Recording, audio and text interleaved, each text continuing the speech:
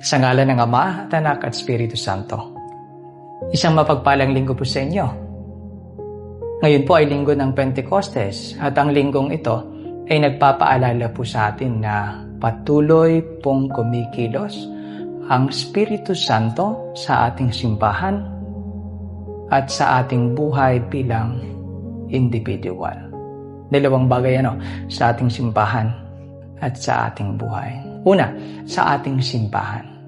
Ayon po sa ating ebanghelyo, kwento po sa atin na hiningahan ni Jesus ang kanyang mga alagad. Dito sa pangungusap na ito, ang mga alagad ay kumakatawan po ng simbahan at ang paghinga ni Jesus sa kanila ay sumisimbolo po sa Espiritu Santo. Alam po ninyo, ang salitang katumbas ng hinga sa Hebreo ay ang salitang ruwa. At ang iba pang kahulugan ng salitang ruwa ay hangin o espiritu. Nang ibig ko sabihin, nung hiningahan ni Jesus ang kanyang mga alagad, binigyan niya ito ng kapangyarihan.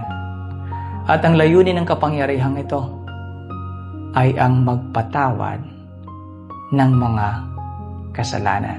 Kaya patuloy pong kumikilos ang Espiritu Santo sa ating simbahan. Pangalawa, patuloy pong kumikilos ang Espiritu Santo sa ating buhay bilang individual. Sa ating ikalawang pagbasa na mula kay San Pablo, itinutulad po ni San Pablo si Kristo sa iisang katawan ng tao. Mayroong iba't ibang bahagi ang katawan, ngunit iisang katawan. Ayon nga po sa kanya, iba't ibang kaloob, pero mayroong iisang espiritu. Iba't ibang paglilingkod, pero mayroong iisang Panginoong pinaglilingkuran. Iba't ibang gawain, pero iisang Diyos. Bawat isa sa atin ay may pinagkaloob ang Diyos na dapat natin gamitin sa ating simbahan.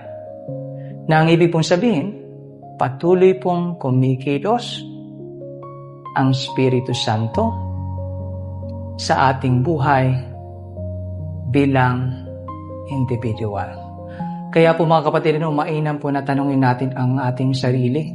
Ano kaya ang mga kaloob sa ating ng Panginoon na biyaya?